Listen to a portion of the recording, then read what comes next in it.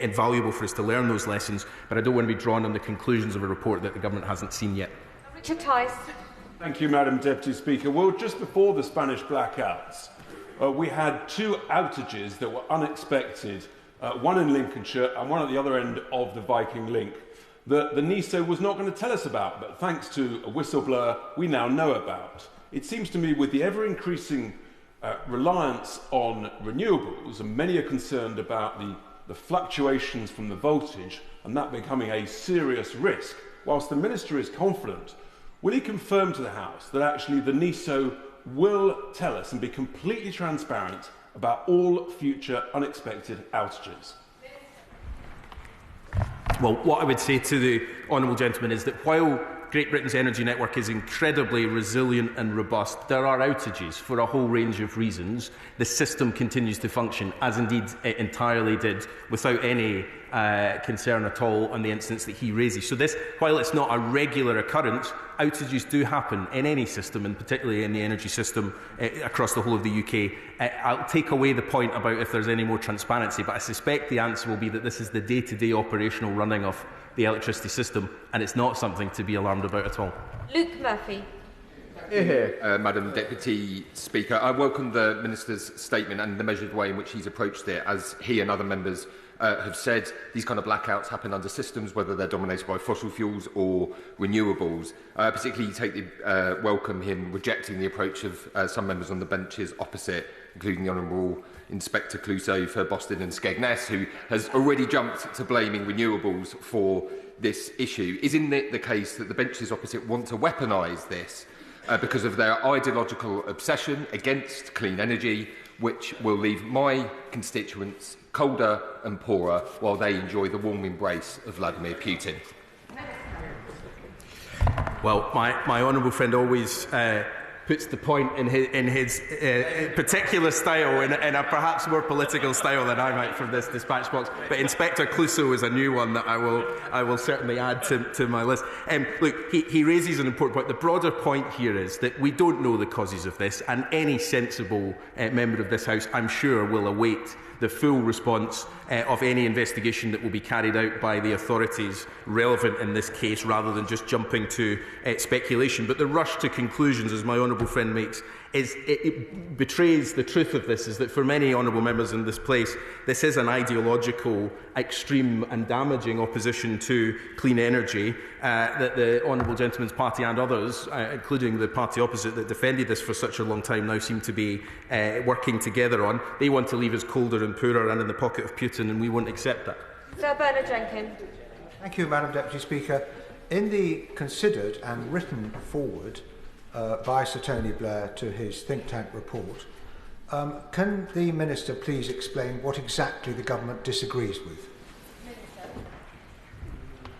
Well, I have to say to the right honourable gentleman, and I apologise to the former Prime Minister, I've been a little busy over the last few days and I haven't read all of his report. I'm sure I'll prioritise it for my weekend reading.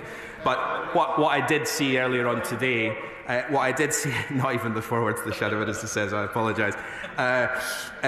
What I did see is that the Tony Blair Institute outlined very clearly their support for clean power as an important transition for this country to be on. The Shadow Minister earlier said that this was all about wind and solar. That's never been the position of this transition. Nuclear will play a critical role, CCUS will play a critical role, hydrogen will play a critical role, all of which was outlined in Tony Blair's report.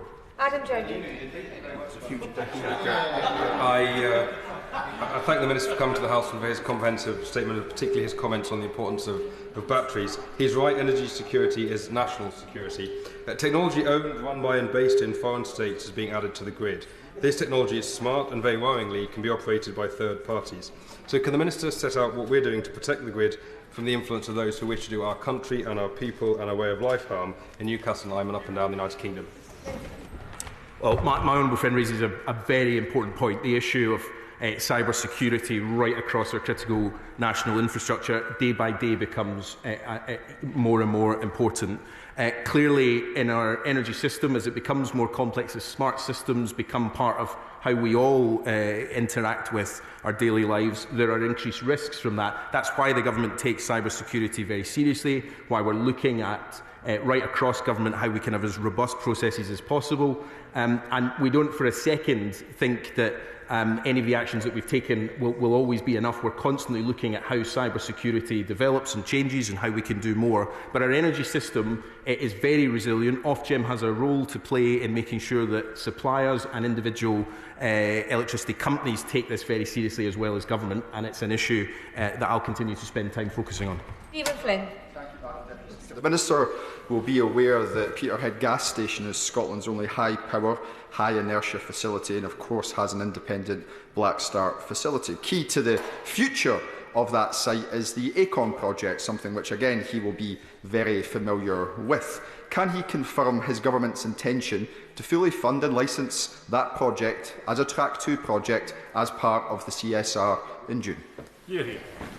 Well, on the issue of Black Start, the honourable gentleman for Dumfriesshire raised this point yesterday. I'm trying to think if it is Dumfriesshire, but from that direction anyway, raised this point yesterday, and it's a point that the Secretary of State will take away around particularly the Black Start capabilities across the whole of the UK. But on the ACORN point, look, we've made this point on a number of occasions. It's a really important project.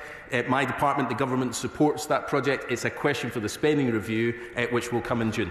Harry Gardner. Energy resilience comes from a secure supply of clean and cheap energy.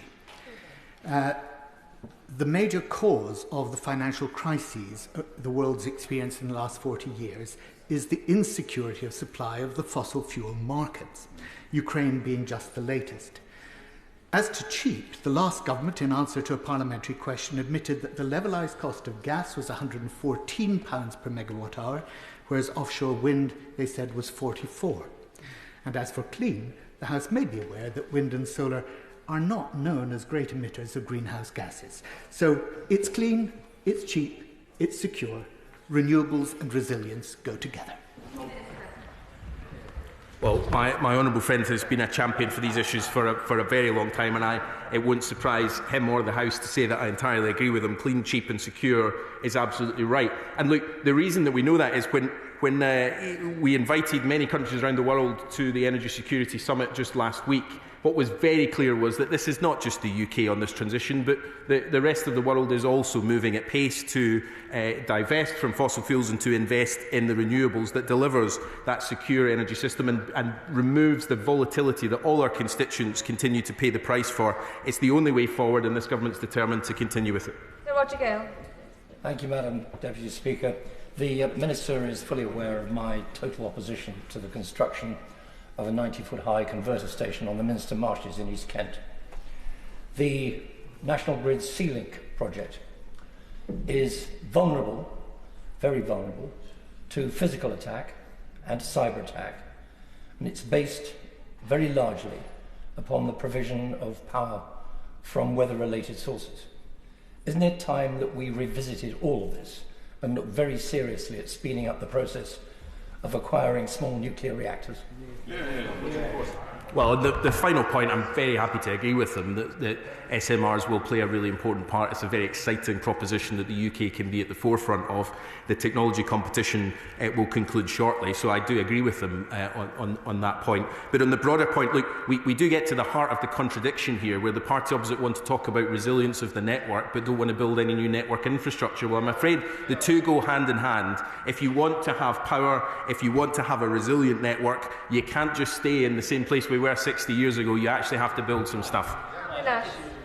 Thank you, Madam Deputy Speaker, and I'd like to thank the Minister for coming here today and giving us this statement, and also to congratulate him on the floor of the House for completing the London Marathon on Sunday. Does the Minister share with me not just my utter disappointment, but my concern that members of the party opposite wasted no time at all using the unfortunate events that are affecting our friends in Spain and Portugal to further their dated opposition to clean power? But this risks panic and misinformation at a time where we need patience and clear heads. Well, I thank my honourable friend for that question and for drawing attention to my appalling time in the marathon. Thank you for that. Thank you, Shadow Minister. That's very kind of you. Look, she raises a really important point. Look, the serious response to an incident like this, an unprecedented incident, is to take stock of what actually happened, to introduce some facts into the debate again. I know some people don't like to see